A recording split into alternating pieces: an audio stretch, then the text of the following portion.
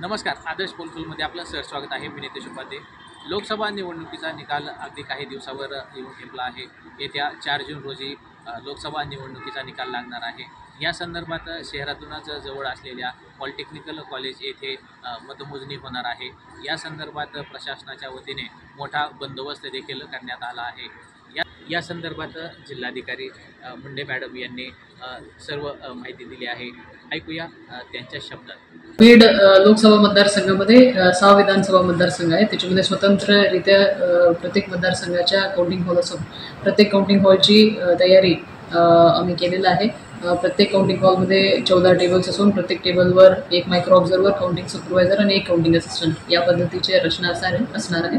तसेच postal बॅलेटचे counting स्वतंत्ररित्या असणार असून तिथं 10 कम्प्युटर ETPBSच्या स्कॅनिंगसाठी ठेवून आणि पुन्हा 5 टेबलवर पोस्टलच्या मतपत्रिकेची मोजणी होणार आहे. काउंटिंग सकाळी 8 वाजता पोस्टल बॅलेटचे मतमोजणी सुरू होईल आणि नंतर मशीनचे काउंटिंग सुरू असणार आहे. सकाळी 7 वाजता उमेदवारांना सुद्धा आम्ही बोलवलेलं आहे की स्ट्रॉंग रूमच्या उघडण्याची वेळ 7 वाजता असून त्या ठिकाणी ऑब्झर्वर आणि निवडणूक निर्णय अधिकारी तसंच सहाय्यक निवडणूक निर्णय अधिकारी उमेदवार किंवा त्यांचे प्रतिनिधी यांच्या समक्ष स्ट्रॉंग रूम उघडला जाईल.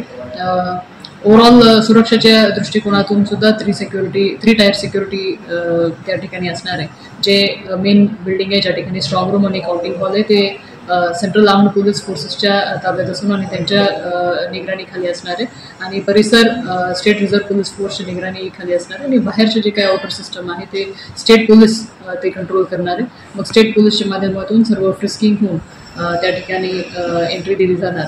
स्ट्रिक्टली त्या ठिकाणी मोबाईल फोन अलाउड नसणार अशी सूचना मी उमेदवार आणि त्यांच्या प्रतिनिधी यांना वेळोवेळी मिटिंग घेऊन सांगितलं गेलेलं आहे. तसेच काउंटिंगची संपूर्ण प्रक्रिया ज्याच्या बाबतीमध्ये उमेदवारांना कल्पना देण्यात आलेली आहे. काय आवाहन कराल आपण या माध्यमातून?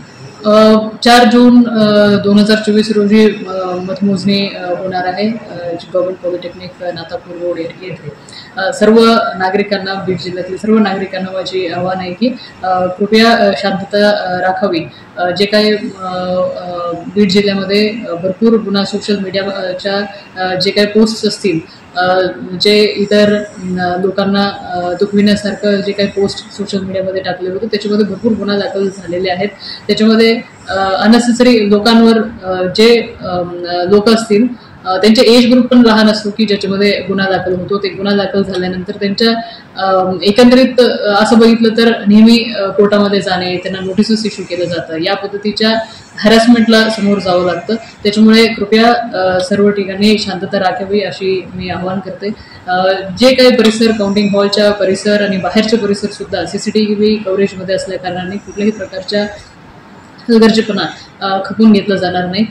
सिक्युरिटी सुद्धा वाढविण्यात आलेला आहे. सफिशियंट सिक्युरिटी सुद्धा बाहेरून पण आलेले असल्या कारणाने सर्वांना माझे आव्हान आहे की सर्वांनी शांतता राखावी. उमेदवारांना काय आवाहन करा? उमेदवारांना सुद्धा आव्हान आहे की त्यांनी त्यांच्या जे काही समर्थक असतील त्यांना शांतता राखण्याचे आव्हान उमेदवारांनी सुद्धा केलं पाहिजे. सो दॅट त्यांच्या समर्थक त्या ह्याच्यामध्ये कुठल्याही प्रकारचे सोशल मीडिया पोस्ट टाकणार नाही किंवा त्या ठिकाणी गोंधळ करणार नाही.